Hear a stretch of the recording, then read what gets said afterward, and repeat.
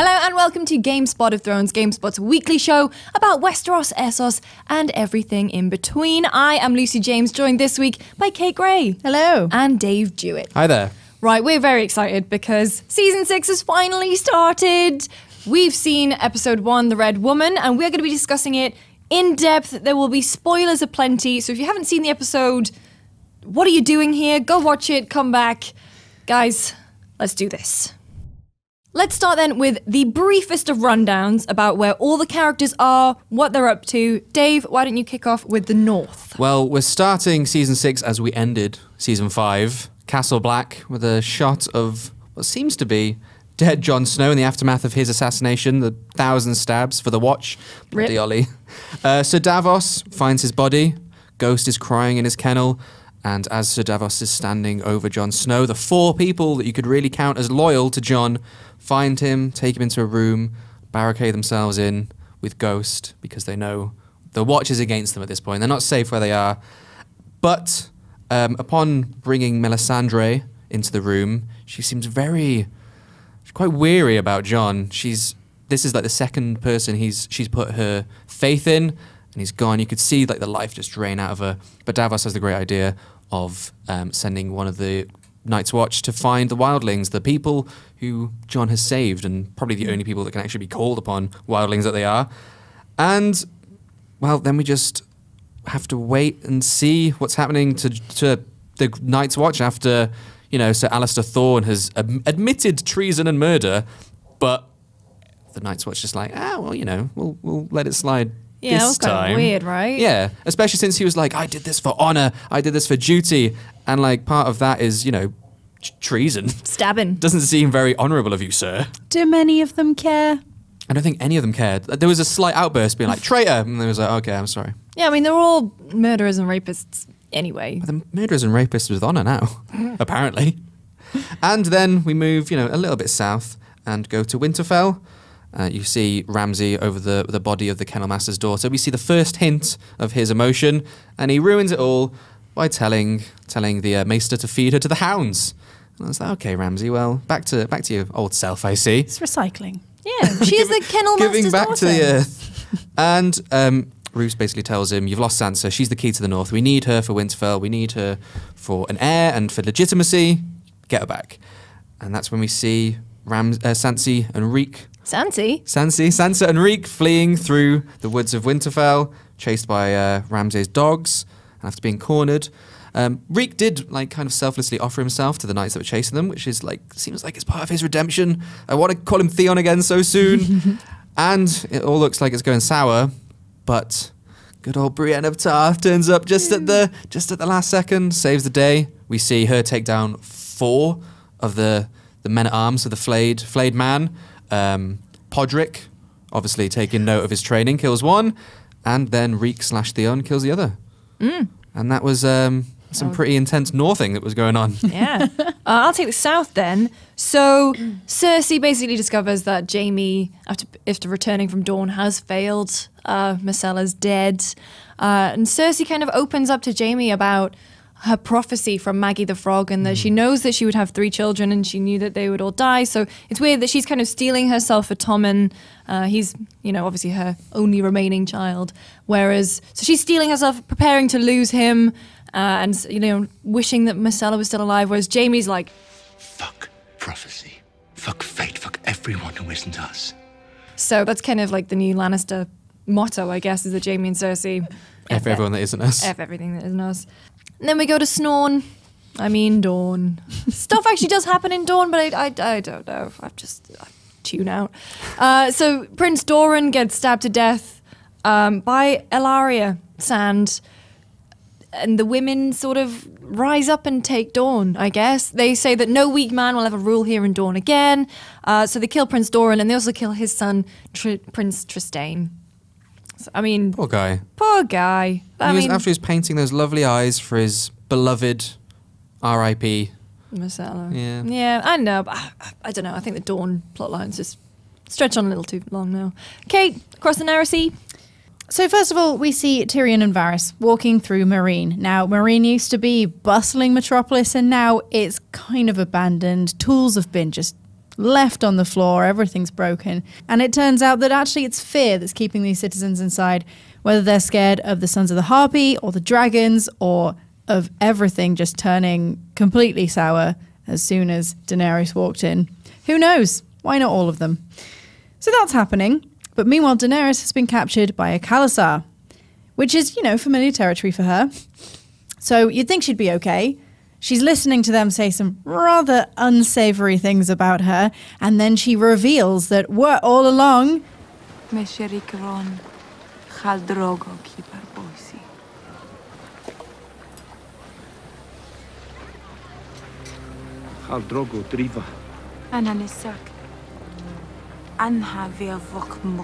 That saves her from rape and death and probably all sorts of nasty things. But it does mean that technically she should be in Vase Dothrak with a load of other widows, ex-Khaleesi's.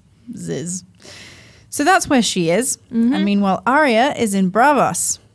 She's blind. She's sitting on the steps begging along with loads of other beggars. Not really doing too well. She's not a great beggar. But then the waif turns up and starts beating her with a stick. And, at first we're thinking, that's a bit unfair. She's blind. She's blind. Come on. Leave it out. But then she goes, I'll see you tomorrow. And then maybe it's training. Maybe she'll get better. Maybe the waif isn't just, she's a colossal bitch. She's a massive bitch. I can't see. Well, that's your problem, not mine.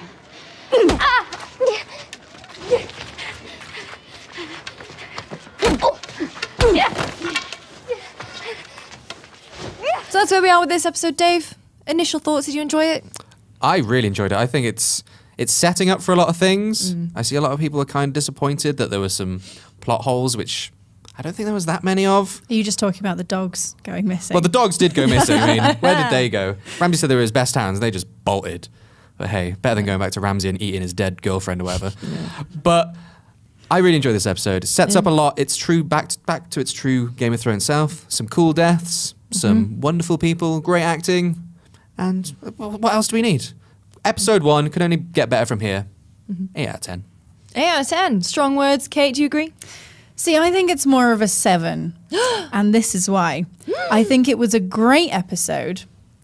But when I actually look back on it, the exciting deaths were very quickly glossed over. They happened in a very quick space of time. 1 minute, Tristane's like, I've got some eyes. The next minute, he doesn't even have a face. So that was probably the best moment of the episode, that and Brienne. Other than that, there was a lot of sort of walking and talking, and I don't like that quite as much. That's fair enough. I don't know. I really liked it. I mean, when Brienne came in, I think in my notes I genuinely just wrote yes. So you actually said that out loud as we were watching the episode. Yeah, I did that too. But no, I really enjoyed this episode. It's, as Dave said, it sets up a lot, which we're going to get into now. Let's do a little bit of analysis. Episode 1 of Season 6 left me feeling strangely optimistic for the outcome of some of the characters in Westeros, especially, like Sansa. Some nice allegiances were made. People got out of some tricky situations. Kate, are we right to put our trust in George R.R. Martin, that these characters are going to, live happy, long lives? I would love to say yes, Lucy, but every time something good has happened, even when it's something bad happening to a bad character, it always gets flipped. Like Joffrey dies and you're like, yes, finally. But then all the good people get blamed. They get put in prison. They have to escape. It all turns horrible again. It turns sour in your mouth. And I've actually been analysing how George R.R. Martin writes these seasons with obviously the writers of the next few seasons, because those books don't exist yet. Come on, George. So, at the start of each season, right, everything always seems quite peachy. So in season 4, you've got Oberyn swanning around being like, I'm great, I'm going to revenge everybody. And then he dies. You've got Daenerys getting some dragons, and then the dragons, go through their awkward teenage years, and that's what's happening right now. You've got Robb winning the war, and then, the Red Wedding. So every time a season starts, it goes, hey, maybe he'll turn out okay. And they never do. So bear that in mind. So in this episode, we've got Sansa and Theon being friends, finally. Reeks redemption. Brienne turning up and saving them just at the last minute. That was good. That wouldn't normally happen. Normally they'd die, and that would be the end of them. And you've got Davos going, maybe we can be saved by the wildlings. You've got Arya being trained to be a badass in Bravos, where no one's trying to kill her yet. But no, they're all going to die. Or at the very least, something awful will happen to them. What I find quite interesting is that, weirdly, I see a lot of parallels between George R. R. Martin and Ramsay. Ramsay has it's a very manipulative streak, and sometimes he can use it to sort of gain people's affection. Mm-hmm. So if you think about, like, when he was talking to Theon, he builds him up because he needs him to do something. He builds him up and then ultimately just says, you know, like at the last minute pulls the rug out from under his feet and it's like, but remember who you are. And I feel like George does that a lot with some of the storylines. He makes you think that you're safe and you're fine, and then he just sort of completely kills all the characters you love, or just has a mini genocide at a wedding, or you know, it's very manipulative, but I can't deny that I absolutely love it. So speaking of Ramsay, actually, this is another theory that I have. At the end of every single season, it tends to end well for at least one person. So season 1, you've got Joffrey, who's just killed Ned to prove his power and kind of, you know, torture Sansa. You've got Daenerys in season 1 as well, who gets some dragons. Dragons are good. Season 2, you've got Robb, who's starting to win this war. Season 3, you've got Stannis, who starts to sacrifice children. That's not good. Oh, Stannis. But what turns out is that every time, the thing that they've done to make that season end well for them turns out to be their downfall. So Joffrey killing Ned, you know, that starts a war. That's bad. Daenerys gets dragons. They turn out to be kind of difficult. Who would know? And so at the end of season 5, I had a look. It's Ramsay and the Sand Snakes who are doing the best. Like, all they're doing is going around killing people, but that makes them powerful.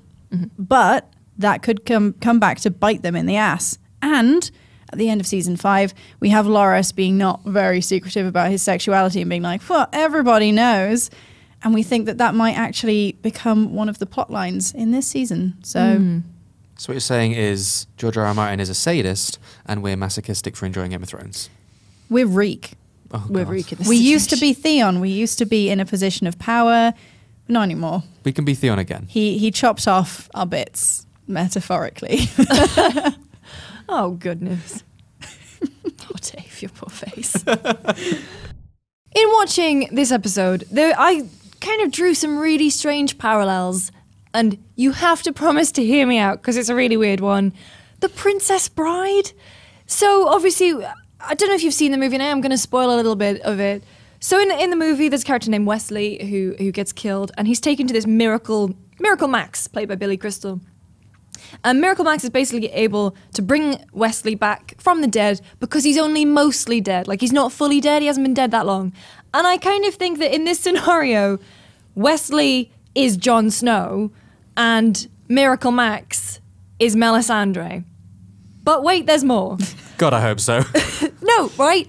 So Melisandre, she keeps putting all her money, all her bets on people that don't pan out. So look at Stannis. She put all her money on Stannis, and then Stannis was just a complete failure. She put all her money on Jon, and then Jon ends up getting betrayed by his own brothers. So she's obviously, her faith in the Lord of Light is kind of weaning, and we see in this episode, you sort of see the real Melisandre. You see her without her necklace on, and she's like this old, saggy lady.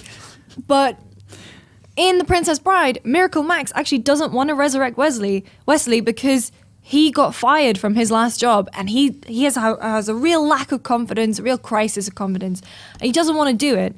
But then he does do it because Wesley's only mostly dead. So maybe Melisandre's realised that Jon is only mostly dead because he hasn't been dead for that long, and that she maybe can bring him back. Also, Oh, there's an also. there's always an also. They're in the standoff with Sir Alistair and Davos. Davos requests And some mutton. I'd like some mutton. mutton for the journey. And if you've seen The Princess Bride, you all know that Miracle Max's, in Miracle Max's world, the two greatest things, one is love, true love. The second greatest thing in his life is a nice MLT, mutton lettuce tomato sandwich, where the mutton is lean. Okay? So basically what I'm saying is, this is a really convoluted way of saying Melisandre's going to bring Jon back.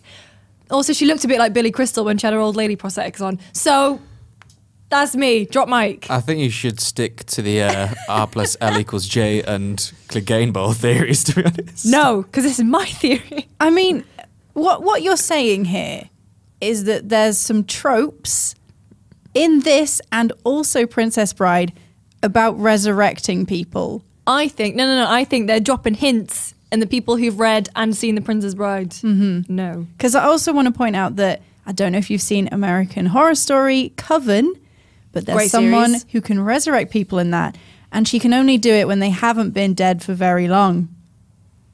Guys, this is a show about Game of Thrones. The mutton is key, okay? The mutton is the key.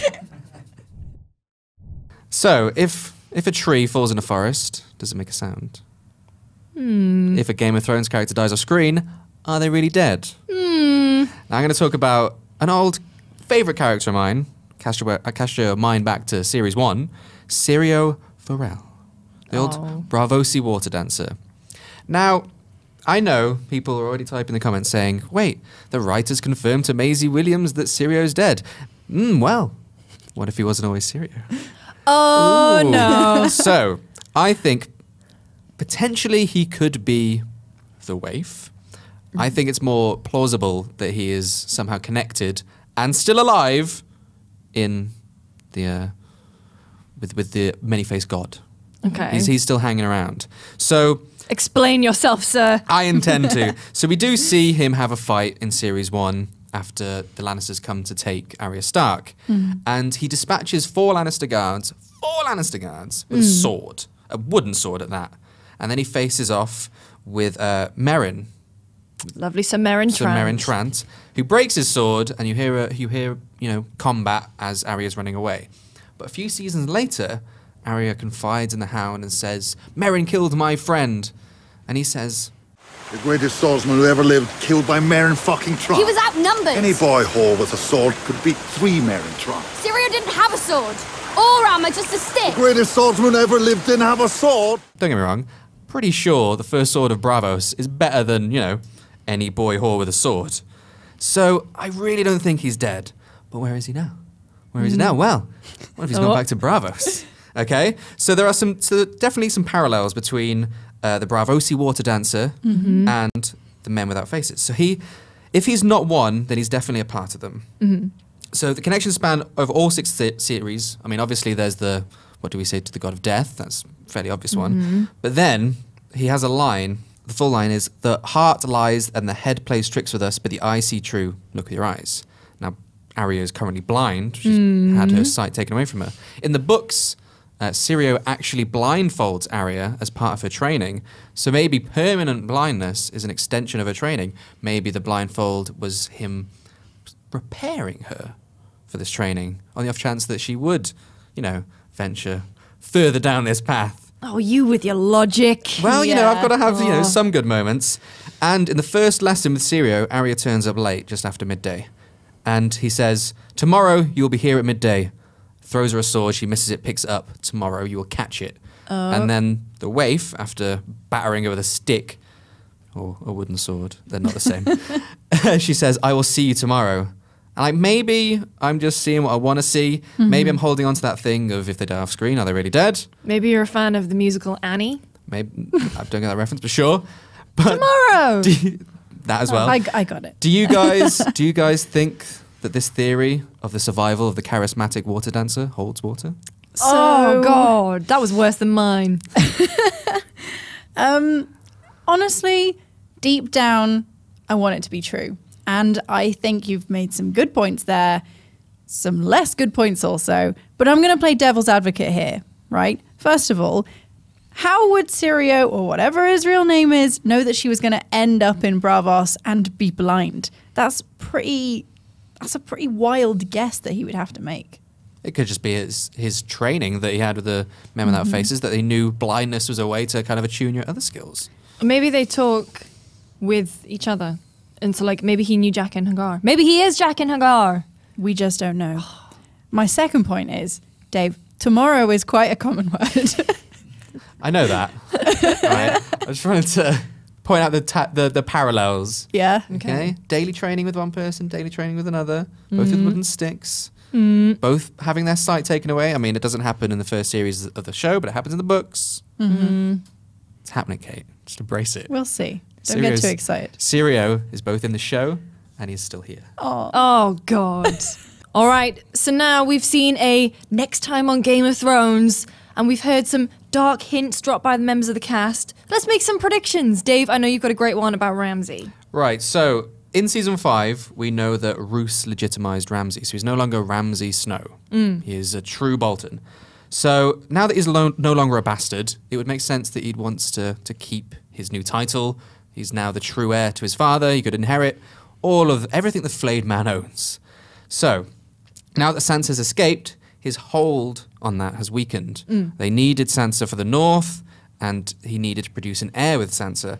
So in this episode, Roose makes quite a subtle threat to Ramsay.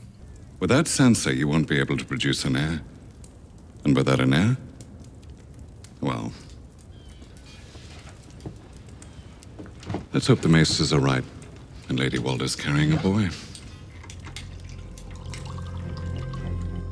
I think that Ramsay will be so scared of losing his new role in the Bolton family, and he's also quite insane, especially with the grief that he's probably going through after feeding his, ex to the dogs. I'm sure that knocked him for 6 somewhat. I think he will be driven to kill Lady Walder, the unborn claimant to his new title, and possibly his father, who, let it be noted, doesn't appear in any season 6 trailers. Which might mean his part isn't very big. Which might mean he might die in episode 2 and not appear in the next day. And you see Ramsay at the head of the armies. You do. Also, you see Ramsay cleaning his little blade. His little blade, almost as if he just used it. And he possibly on does. someone he's related to. He does have ultimate daddy issues. And when you've got daddy issues, what's the only way that can end? Killing and usurping your father. Whoa, psychology. Thank you, Dr. Freud.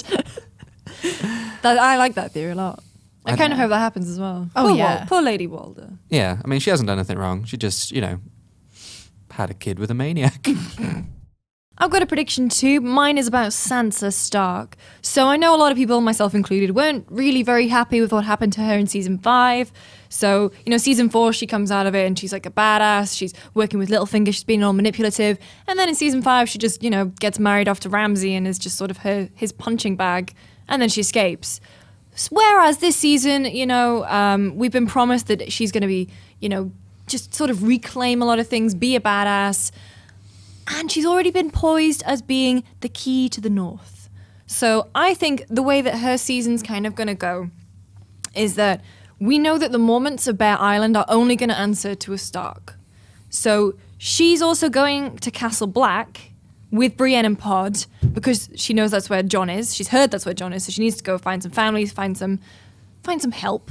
But I think she doesn't know that Jon's dead. So when she gets there, she's actually just going to find Davos, who she's going to ally with. So she's going to get on board immediately Davos, like the loyal members of the Night's Watch, and the Wildlings. And with Wildlings comes giants. So I think unintentionally Sansa is going to become just basically Queen of the North and do a way better job of it than Robb ever did, because Robb just sort of was immature, didn't think, ended up marrying someone and, basically costing half his family. Whereas I think Sansa has been through so much and she's learned from so many people. She is basically going to become the boss-ass bitch of the North and take on the Boltons. I think that's what's going to happen with her. Kate, what do you think? I think she's never going to trust anyone again, and I think that's definitely a good thing in Game of Thrones. Like, if you remember back to season 1, Littlefinger says to Ned, you should never have trusted me. And that's the whole point. That's the whole point of Game of Thrones, is just don't trust anyone. Even Cersei shouldn't be trusting Jaime. So I think she's in a good position to be Queen of the North. Dave? I think it's a great theory. I can't wait to see her and Davos side by side. What a dream team. They're going to cause some damage, some well-due damage to the Boltons. Oh, yeah. So hopefully we'll see her back in her old home Winterfell pretty soon. The badass bitch that she is. So I know that Ramsay's also on his way to Castle Black, but we've also seen in the trailers there is like a massive confrontation outside Winterfell, so I'm not entirely sure if their paths will cross then, or if Ramsay will just send, his 20 good men up to do his dirty work for him. But I'm really excited for that big confrontation outside Winterfell. But that's not the only prediction. Kate, I know you've got an amazing one about dragons. Yes, we've talked about all the boring people of Game of Thrones. Let's talk about the badass dragons of Game of Thrones. So last time we saw Tyrion and Varys, they were wandering around the city, looking at all the abandoned places, all the broken things that everyone had left behind, and they mentioned that people were afraid. Fear has brought Marine to a standstill. Whoever you are, wherever you go, someone in this city wants to murder you. Now, afraid people get angry. Angry people riot. We don't want that. They have to claim power while they're still in the eye of the storm, while there's still space for a ruler to take control again. How are they going to do that? Because Daenerys, she had her symbol of power, which was her dragons. One of them's gone. We don't know where he is anymore. But we've got 2 left down in the catacombs. So we've seen Tyrion going down into somewhere dark. We've also seen the dragons being all dragony, breathing fire all over the place. Could those be the same moment? Could Tyrion be going down to see the dragons, somehow making friends with the dragons? Could he be doing that with the help of a Red Priestess?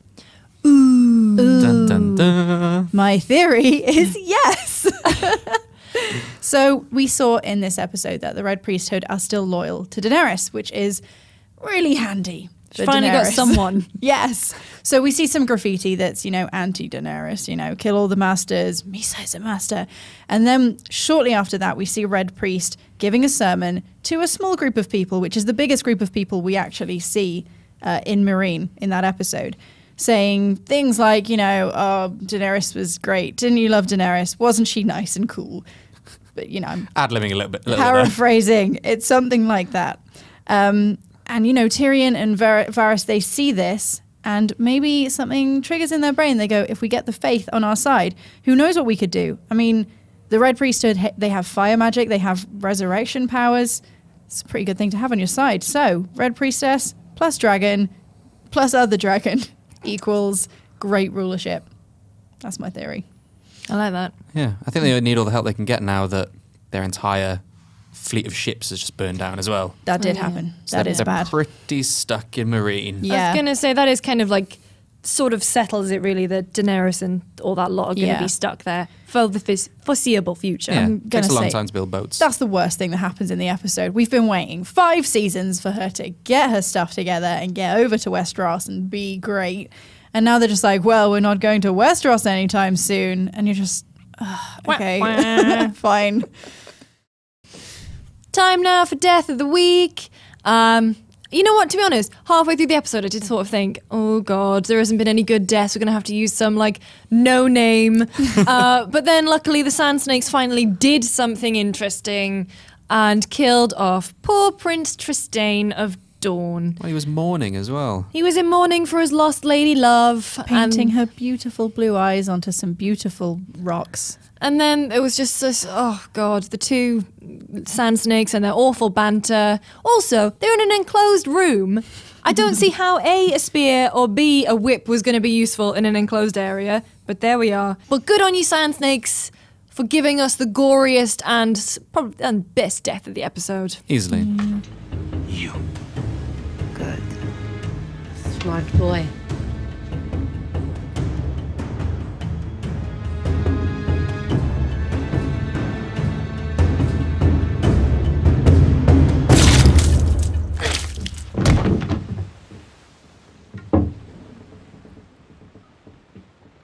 You're a greedy bitch, you know that? So that was our rundown of Season 6, Episode 1, The Red Woman. Episode 2, Home. Dave, you excited? Definitely. After all the things they've set up in Episode 1, there's a lot of intrigue going on in the north. You need all that help from the wildlings and everything else going on in the south and across the Narrow Sea.